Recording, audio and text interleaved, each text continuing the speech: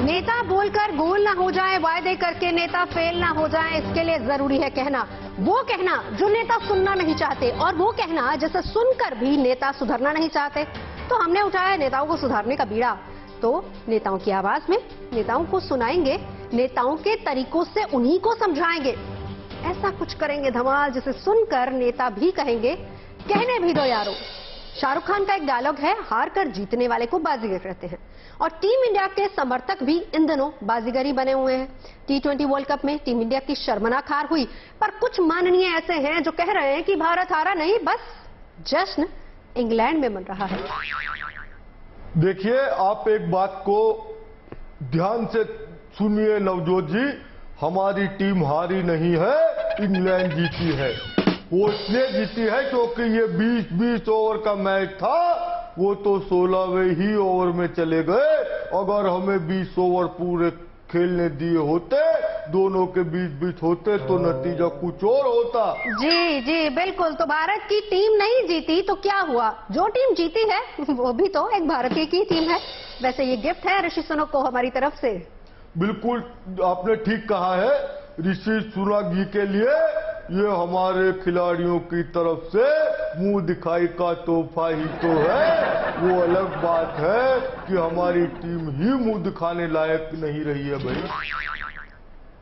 And the England boys, they played very harding in the game, and that is why they reached the final. It is very sad कि हम लोग not playing against the India, पर कोई इंशाल्लाह next time we'll play. वैसे लग रहा है कि गुड न्यूज टुडे का असर हो रहा है, पॉजिटिविटी नजर आ रही है हर तरफ। वैसे पाकिस्तानियों की ना गजब की बेइज्जती करने की है, फाइनल में बुला लिया, खुद पहुंचे ही नहीं। चल अकेला तेरा मेला पीछे छूटा राही, चल अकेला। वैसे ऐसी एक राही हैं राहुल गांधी, जो इन दिनों पूरा मेला लेकर चल रहे हैं। कहते हैं कि भारत को जोड़ने के लिए निकले हैं, पर सबको पता है कि कोशिश क्या है, कांग्रेस को जोड़ने की और कांग्रेस से लोगों को जोड़ने की।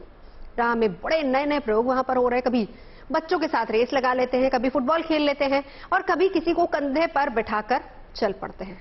और क्या क्या कर रहे हैं राहुल जी, देखिए जरा। देखिए भैया, ये जो मैं चलता हूं, एक्सपेरिमेंट है भैया, एक्सपेरिमेंट। जब मैं बच्चे को उठाता हूं, जिम्मेदारी का एहसास होता है, जिम्मेदारी लगती है भैया।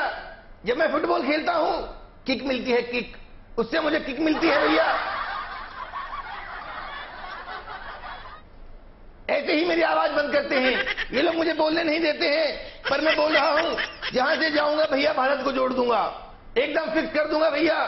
खत्म, गए भैया, अब आएगा मजा। नवजोत जी, बड़ी शालीनता से एक बात कहना चाहूंगा, पहले ये बड़े तो हो जाएं। अरे ये तो पिछले 54 वर्षों से बालक ही बने हुए हैं, अगर ये नहीं खेल कूद करेंगे तो कौन करेगा।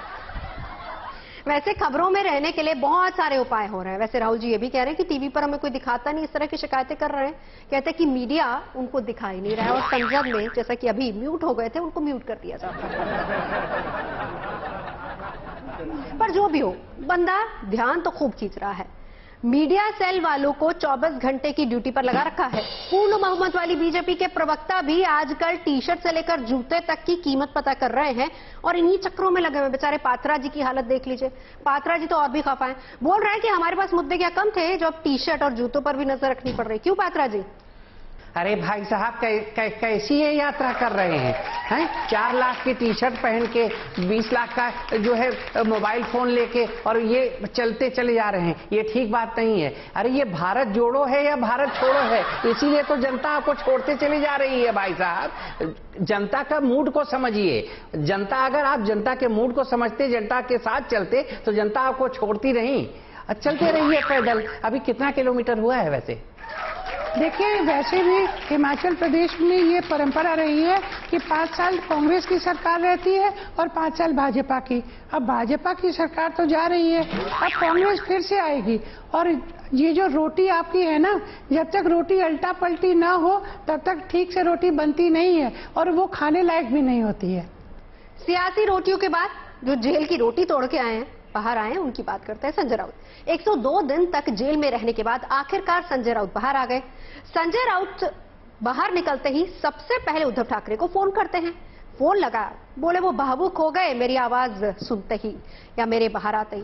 वैसे मुझे ये लग रहा है कि राउत भाऊ थोड़ा कंफ्यूज हो रहे हैं, क्योंकि बाहर आते ही इन्होंने फडणवीस जी की तारीफ कर दी है, तो उद्धव के आंसू तो निकलने ही थे। अब वो आंसू इनके बाहर आने पर निकले हैं या इनके बाहर आकर विरोधियों की तारीफों पर निकले हैं, ये समझ में नहीं आ रहा है। हाँ तो कौन बड़ी बात है, क्या हुआ, 102 दिन रखा ना। मैं तो शिव सैनिक हूं, मैं शिव सैनिक ही रहूंगा, उद्धव जी का रहूंगा, परमानेंट हूं बस। देखिए, ईडी ने जो कार्रवाई करनी थी वो ईडी ने कार्रवाई की।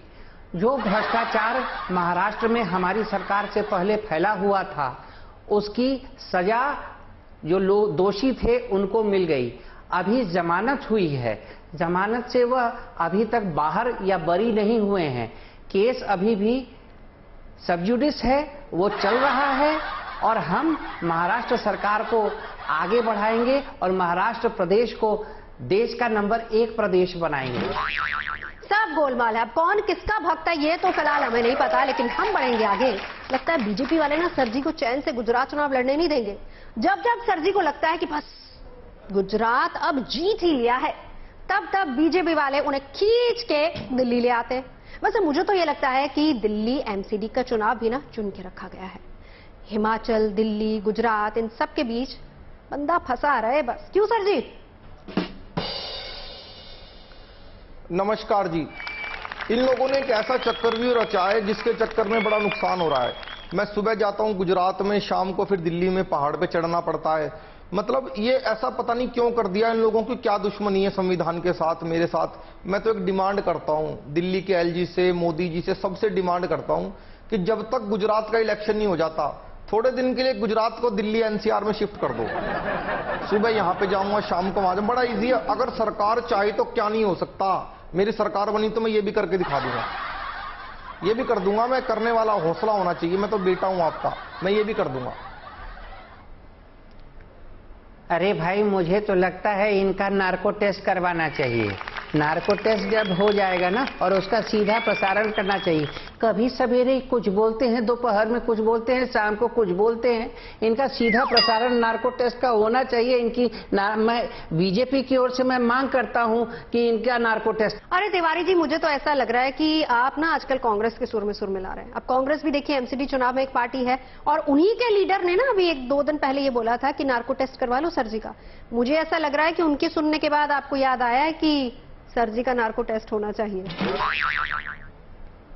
ब्रिटेन में एक आदमी ने प्रिंस चार्ल्स, किंग चार्ल्स पर अंडे फेंके। इस व्यक्ति का कहना था कि ब्रिटेन की तरक्की गुलामों के खून से सनी है। वैसे मुझे ये बात समझ में नहीं आती कि दशकों बाद आखिर तरक्की वाले मुद्दे को लेकर अंडे फेंकने की जरूरत क्यों महसूस हुई। वैसे पूरे ब्रिटेन वालों ने ना भारतीय को गद्दी दे दी है, तो क्या ये प्रायश्चित काफी नहीं है? बाकी शब्दों से जलील जहां तक करने की बात है, तो वो तो कांग्रेस के अध्यक्ष पद के भूतपूर्व उम्मीदवार शशि थरूर जी पहले ही कर चुके हैं। क्यों थरूर साहब? Oh, well, you see, the Britishers, they have ruled our country for more than 200 years. But in that, they have increased their economy and they have damaged the Indian economy. Our looms, our handlooms were world famous, and we were having 25% of the whole market share of the world. But the Britishers, they took away all the money, they crushed the thumbs and they broke the handlooms. But yes, we have now got the time and we have got the opportunity to have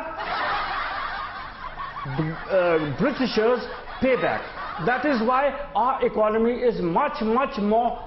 देखिए शशि थरूर जी, मैं आपकी बात से सहमत हूं कि वो लोग हमें लूट करके ले जाते थे और उसका ही प्रायश्चित उन्होंने किया है। और मुझे ज्यादा प्रसन्नता इस बात पर ही है कि आपने पहली बार प्रिंस चार्ल्स को जवाब दिया है, वरना आपका ध्यान तो पूरा देश जानता है प्रिंसेस पर रहता है। और आज गद्दी अगर ऋषि सुनक को मिली है तो भारत वहां से गद्दे भी एक्सपोर्ट करेगा। मैंने आपको ये बहुत आपको निश्चित well, Mr. Shah, that depends the position of Venus in your horoscope. You know, my Venus is very well placed in my horoscope. भाई आप देखिए, आप अंग्रेजी वही बोला कीजिए जब आप अंग्रेजी चैनल पर होते हैं। कबीर साहब, मेरा शुक्र बहुत ठीक है, कुल मिलाकर हिंदुस्तान की तरक्की की बात हो रही है। तो चलिए, ये थी सियासत पर हमारी आज की चकल्लस। उम्मीद यही करते हैं कि नेता सुधरे, सियासत सुधरे और आम लोगों की बात भी सुनी जाए।